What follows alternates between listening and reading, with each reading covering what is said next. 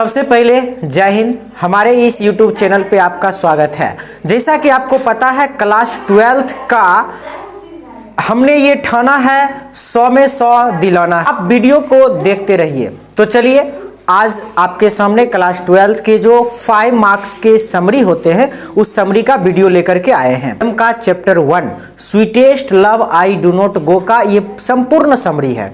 इस समरी को देखने के बाद आपको जो पहला बेनिफिट होगा वो पहला बेनिफिट ये होगा आप एक्सप्लेनेशन बना पाएंगे।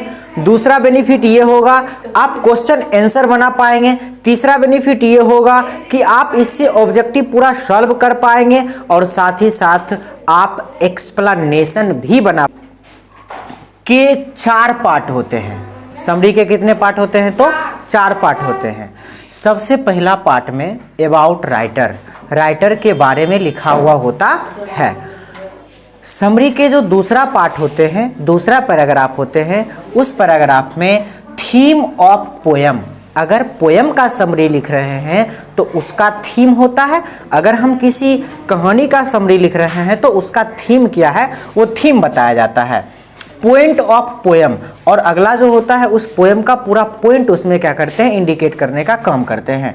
और लास्ट जब खत्म करते हैं टैग लाइन ऑफ समरी, उस समरी में टैग लाइन लगाते हैं।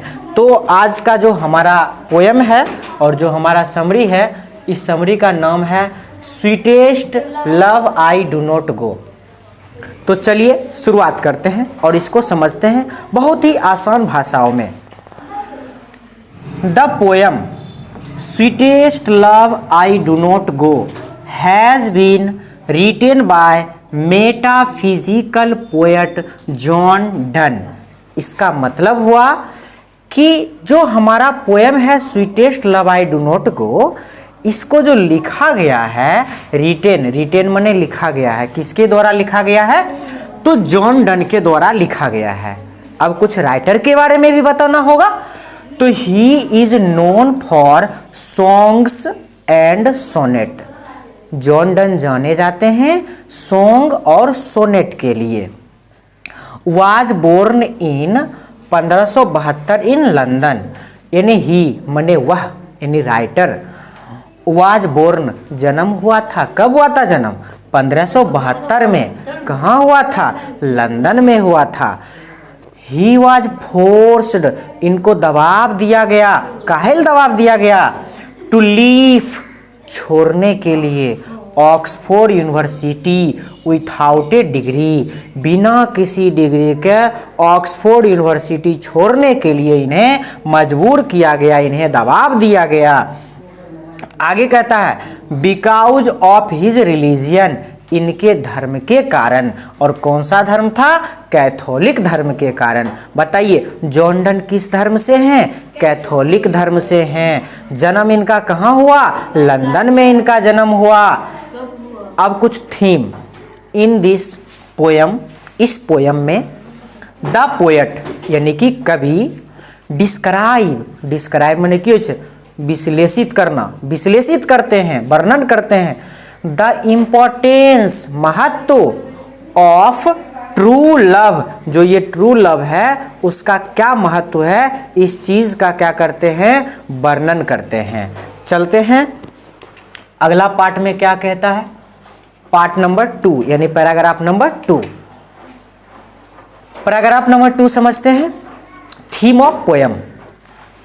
इन दिस पोयम, इस कविता में द पोएट, कवि, इज गोइंग माने जा रहे हैं। रे बकलोलिया कहाँ ध्यान है तुहार? अगर ना समझ में आई ना तो फिर सोच लीजिए, एग्जाम में अच्छे से लिख के आइएगा, ध्यान रखिए। कह रहा है द पोएट यानी कि कवि, इज गोइंग, जा रहे हैं। क्या कर रहे हैं? जा रहे हैं। अवे, दूर, फ्रॉम हिज बिलव्ड, अपने प्रेमिका से दूर जा रहे हैं। किससे दूर जा रहे हैं? अपने प्रेमिका से दूर जा रहे हैं। सो इसीलिए सी बिकम्स वेरी सैड, वह बहुत उदास हो जाती है। कौन बहुत उदास हो जाती है? उसकी बिलव्ड, उसकी वाइफ। पोएट, कवि कंसोल्स हिज बिलव्ड, अपने प्रेमिका को दिलासा देते हैं। क्या देते हैं? दिलासा देते हैं। ही सेज डैट, वह कहते हैं कि, क्या कहते हैं? ही इज गोइंग अवे, वो दूर जा रहे हैं। नोट बिकॉज, इसलिए नहीं कि he is tired of her, वह उससे थक चुके हैं। और या he wants a better women, या कोई अच्छा सा महिला चाहती है, इसलिए नहीं दूर जा रही है कि हम जा रहे हैं दोसर ब्याह कर लेंगे उधर जाकर। जा रहे हैं कथिल, तो सुनिए। ही वॉन्ट्स टू रिहर्स, वो रिहर्स करना चाहते हैं, रिहर्सल करना चाहते हैं। टू लीव सेपरेटली, जुदा होकर के रहने के लिए। फॉर सम टाइम, कुछ समय के लिए, यानी कुछ समय तनी जुदा होकर देखते हैं कैसन फील होता है, ऐसा महसूस करेंगे, इसलिए दूर हो रहे हैं। ये नहीं कि जा रही है दोसर महिला खोजे ला। आप इधर आ जाइए, पार्ट 3।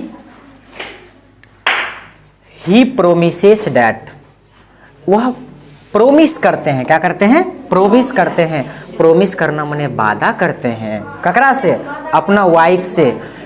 ही विल रिटर्न, वह वापस आएंगे। फास्टर देन द सन, सूरज से भी जल्दी, सूरज से भी तीव्र गति से वापस आएंगे। सो इसीलिए सी शुड नोट शेड टीयर्स, मने आंसू नहीं बहाना। शेड मने बहाना, शुड मने चाहिए, इसलिए कह रहा अभी गंगा की धार मत बहाओ। ओवर हिज सेपरेशन, इस जुदाई पर, अभी जो हम लोग जुदा हो रहे हैं इस जुदाई पर ये आंसू नहीं बहाओ, ठीक है। ही फर्दर, वह आगे कहते हैं। सेज डैट की, इवन यदि, यहाँ तक कि, इफ यदि, ही डाइज, वह मरते हैं। कौन मरते हैं?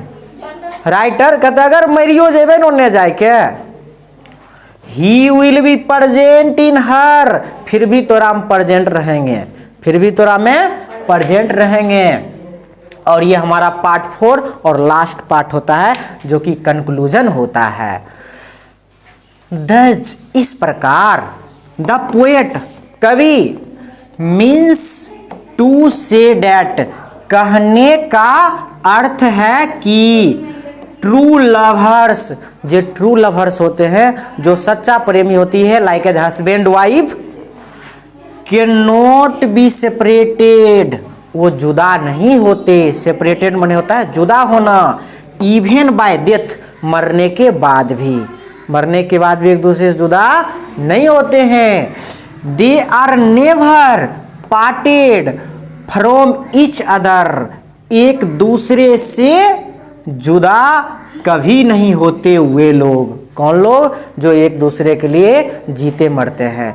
तो इस प्रकार अगला लेक्चर जो हमारा आएगा वो सामान्य तौर पे अगला poem song of my self का समरी, उसके साथ साथ ऑब्जेक्टिव, उसके साथ साथ उसका अर्थ भी। तो आप प्लेलिस्ट में जाइए, इससे पीछे का भी वीडियो देख सकते हैं और अपने तैयारी को जोर शोर लगाइए। अपना दोस्त को भी वीडियो को शेयर कीजिए। तो जय हिंद।